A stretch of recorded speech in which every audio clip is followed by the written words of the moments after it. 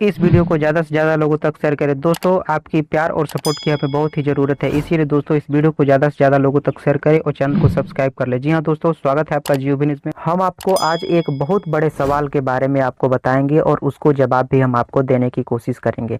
तो प्लीज़ इस वीडियो को पूरा देखिए, क्योंकि यह आम लोगों के बारे में जानना बहुत ही ज़रूरी है कि आखिर ऐसा क्यों होता है हमारे देश में। जी हाँ दोस्तों, आज का सवाल है, सांसद निधि का केवल 40% हिस्सा आता है जमीन पर और बाकी 60% कहाँ चला जाता है। यदि इस देश के भ्रष्टाचार को रावण मान लिया जाए तो सवाल यह है कि उसकी नाभि का अमृत कुंड कहाँ है। पिछले 2.5 दशकों का अनुभव बताता है कि जब अमृत कुंड सांसद क्षेत्र विकास निधि है तो घोटाले महाघोटाले राष्ट्र राज्य की काया को कमजोर करते हैं, लेकिन सांसद निधि घोटाले तो लोकतंत्र की आत्मा को प्रभावित कर रहा है। आम धारणा यह है कि सांसद निधि को 40% राशि अब ऑफिस ले लेता है। जब से फंड खर्च किया जाता है तब से 20% ठेकेदार और जनप्रतिनिधि में बांट दिया जाता है, यानी फंड का 40% हिस्सा जमीन पर आ पाता है। सांसद निधि आवंटन करने के लिए रिश्वत लेने के आरोप में उत्तर प्रदेश के एक सांसद की 2004 में सदस्यता जा चुकी थी। उसकी सदस्यता इसीलिए गई क्योंकि वह सिस्टम में पूरी तरीके से फंसा हुआ था। दरअसल जो व्यक्ति पहली बार सांसद बनता है और जिसे उसकी आय से गुरेज नहीं है, उसकी आदत यहीं से बिगड़ जाना शुरू हो जाती है। यही बात अखिल भारतीय सेवाओं के अफसरों को भी लागू होती है। ऐसे जनप्रतिनिधियों के मंत्री और अफसरों के और ताकतवर अफसर बन जाने के बाद देश के अन्य फंडों के साथ वे क्या सुलूक करते हैं, यह किसी से छिपा हुआ नहीं है। 1960 से 1970 के दशक में जनप्रतिनिधि अफसरों के भ्रष्टाचार के खिलाफ सड़कों पर आवाज उठाते थे, लेकिन जब जनप्रतिनिधि ही भ्रष्टाचार में लिप्त हो जाएं तो जरा सोचिए क्या होगा। इस समस्या की गंभीरता की एक झलक प्रधानमंत्री नरेंद्र मोदी ने अपने 15 अगस्त 2014 में लाल किले के भाषण में देश को दिखा दिया था। उन्होंने कहा था कि जब किसी अफसर के यहाँ किसी काम को लेकर कोई जाता है तो वह पूछता है कि इसमें मेरा क्या। जब उसे पता लगता है कि उसे कुछ नहीं मिलेगा तो वह कह देता है कि तो फिर मुझे क्या। ऐसी ही बातों पर विचार करते हुए वीरप्पा मोइली के नेतृत्व वाले प्रशासनिक सुधार आयोग ने सांसद निधि बंद करने पर देश को सिफारिश कर 2007 में यह बात कही थी, लेकिन इसे राजनीतिक सुनामी आने से डर से मनमोहन सिंह की सरकार यह काम नहीं कर पाई। बिहार सरकार ने विधायक फंड को 2010 में बंद भी कर दिया था, लेकिन फिर बाद में उसे चालू करना पड़ा। चुनाव आयोग के अलावा अदालत, कैग और अनेक कमिटियों की रपटों के अन्य अमृत कुंड पर वाण मारने में विफल चेष्टा की है। इस आम चुनाव के बाद यदि एक बार फिर प्रधानमंत्री नरेंद्र मोदी की सरकार बनती है तो शायद यह संभव हो जाता है। उम्मीद यह जग जाती है कि भारी दबाव के बावजूद उन्होंने सांसद निधि की राशि नहीं बढ़ाई। हालांकि राशि बढ़ाने देने के बाद संसद की एक कमेटी की यह सिफारिश है।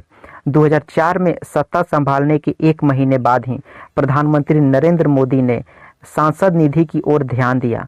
भ्रष्टाचार की शिकायतों के बीच उन्होंने कहा था कि सांसद निधि के काम की थर्ड पार्टी निगरानी कराई जाएगी। यह भी कहा था कि इस निधि में हो सके तो विकास कार्यों की निगरानी के लिए जियोग्राफिकल इकोनॉमी सिस्टम का सहारा लिया जा सकता है। तब उम्मीद जगी थी कि इस योजना की सूरत बदल जाएगी, सांसद और अफसर बदनामी से बचेंगे, शासन के अन्य क्षेत्र में भ्रष्टाचार पर भी सकारात्मक असर पड़ेगा और प्रशासन के स्वच्छता आने में मदद मिलेगी। लेकिन इस दिशा में कोई ठोस कदम अभी तक नहीं उठाया जा सका है। संभवतः इस निधि के बेलगाम उपाय के सरकार पर अघोषित निर्दलीय दबाव भी होता है। सांसदों की भारी दबाव के कारण किस तरह पिछले 2 दशकों में प्रधानमंत्री न कहते हुए सांसद निधि की राशि बढ़ाते चले गए, इसकी तह तक जाना प्रशासनिक होगा।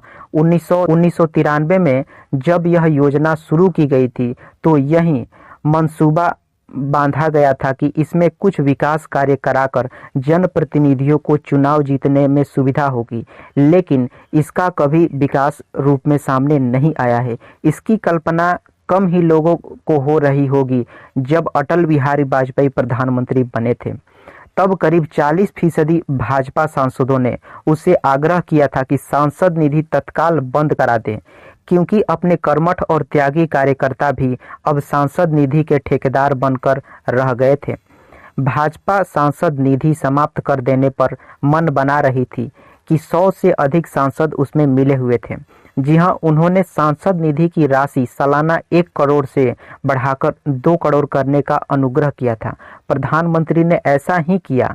उस दिनों से राज्यसभा में प्रतिपक्ष के नेता मनमोहन सिंह ने इसका विरोध करते हुए सदन में कहा था कि यदि आप चीज़ों को कुछ इस तरह से देंगे तो आप नेताओं और जनता लोकतंत्र पर विश्वास खो देगी। विडंबना यह रही कि जब मनमोहन सिंह खुद प्रधानमंत्री बने थे तो 2011 में सांसदों के दबाव में आकर उन्होंने सांसद निधि बढ़ाकर सालाना 5 करोड़ रुपया कर दिया था। सांसद निधि के उद्देश्य को लेकर हमेशा यह सवाल उठते रहे हैं कि सांसद ईरा सेजियन ने लेकर विधि विशेषज्ञ एनी नुजानी ने और सुप्रीम कोर्ट के पूर्व मुख्य न्यायाधीश एएन वेणुगोपाला ने लेकर सांसद विशेषज्ञ सुभाष कश्यप तक के समय समय पर इस योजना के खिलाफ अपनी राय दी है।